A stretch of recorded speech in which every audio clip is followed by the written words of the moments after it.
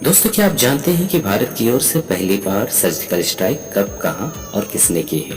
तो दोस्तों, मैं आपको बता दूं कि भारत की ओर से पहली बार सर्जिकल स्ट्राइक एकमात्र अकेले व्यक्ति जिनका नाम होता है महान क्रांतिकारी शहीद ऊधम सिंह। जी हाँ, ऊधम सिंह ये भारत के एक ऐसे महान व्यक्ति थे जिन्होंने अपनी जिंदगी निडर होकर जिया।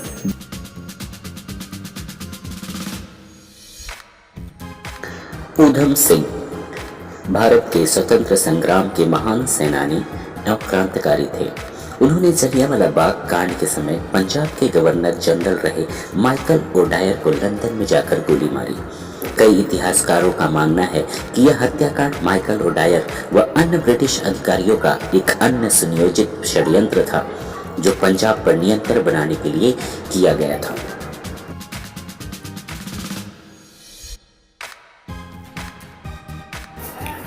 ऊधम सिंह का जन्म 16 दिसंबर 1899 को पंजाब के संगरूर जिले के सुनाम गांव में हुआ था।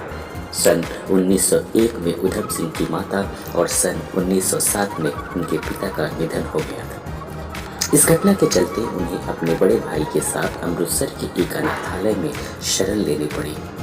ऊधम सिंह का बचपन का नाम शेर सिंह और उनके भाई का नाम मुक्ता सिंह था, जिन्हें अनाथालय में क्रमशः ऊधम सिंह और साधु सिंह के रूप में नाम मिले। इतिहासकारों के अनुसार ऊधम सिंह देश के सर्वधर्म स्वभाव के प्रतीक थे और इसीलिए उन्होंने अपना नाम बदलकर राम मोहम्मद सिंह आज़ाद रख लिया था, जो भारत के 3 प्रमुख धर्मों का प्रतीक है।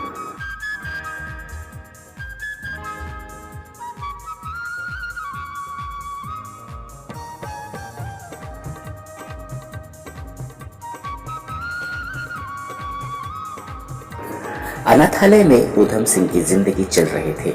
सन 1917 में उनके बड़े भाई का भी देहांत हो गया। वह पूरी तरह से अनाथ हो गए। सन 1919 में उन्होंने अनाथालय छोड़ दिया और क्रांतिकारियों के साथ मिलकर आज़ादी की लड़ाई में शामिल हो गए। ऊधम सिंह अनाथ हो गए थे, लेकिन इसके बावजूद वह विचलित नहीं हुए और देश की आज़ादी तथा डायर को मारने की उनकी प्रतिज्ञा को पूरा करने के लिए लगातार काम करते रहे।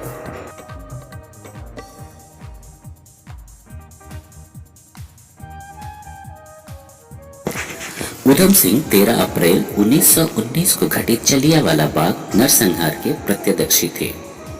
राजनीतिक कारणों से जलियांवाला बाग में मारे गए लोगों की सही संख्या कभी सामने नहीं आ पाई। इस घटना से वीर ऊधम सिंह तिलमिला गए और उन्होंने जलियांवाला बाग की मिट्टी हाथ में लेकर माइकल ओडायर को सबक सिखाने की प्रतिज्ञा ले ली। अपने मिशन को अंजाम देने के लिए ऊधम सिंह ने विभिन्न नामों से अफ्रीका, नैरोबी, ब्राजील और अमेरिका की यात्रा भी की। सन 1934 में ऊधम सिंह लंदन पहुंचे और वहां 9 एल्डर स्ट्रीट कमर्शियल रोड पर रहने लगे। वहां उन्होंने यात्रा के उद्देश्य से एक कार भी खरीदी और साथ में अपने मिशन को पूरा करने के लिए वह 6 गोलियों वाली एक रिवॉल्वर भी खरीद ली।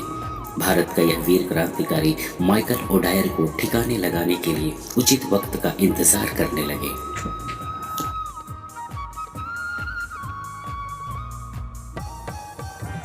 ऊधम सिंह को अपने सैकड़ों भाई बहनों की मौत का बदला लेने का मौका सन 1940 में मिला।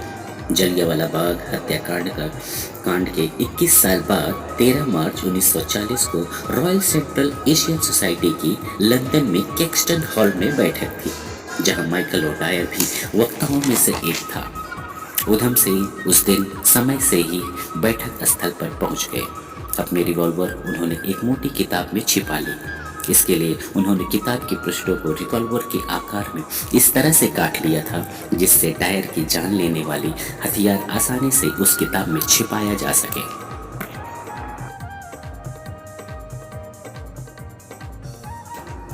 बैठक के बाद दीवार के पीछे से मोर्चा संभालते हुए ऊधम सिंह ने माइकल ओडायर पर गोलियां दाग दी। 2 गोलियां माइकल ओडायर को लगी, जिससे उसकी तत्काल मौत हो गई। ऊधम सिंह ने वहां से भागने की कोशिश बिल्कुल भी नहीं की और अपनी गिरफ्तारी दे दी। उन पर मुकदमा चला।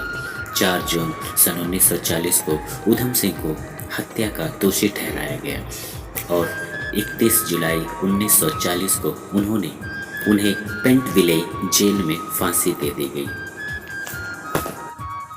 तो दोस्तों, उधम सिंह जिनके बाल अवस्था में ही अनाथ हो जाना और फिर अपने भारत देश के लिए अपनी जान को कुर्बान कर देना और जलियांवाला बाग में मारे जाने वाले तमाम हिंदुस्तानियों का बदला देने के लिए 21 साल परिश्रम करना और फिर अपनी कमाई से हथियार खरीदकर अपना संकल्प माइकल ओडायर को मारकर पूरा करना और फिर अपने आप को ब्रिटिश सरकार को हथियार सहित आत्मसमर्पण कर देना, ये कहते हुए कि मुझे सूली पर चढ़ा दो, मैं और जीना नहीं चाहता।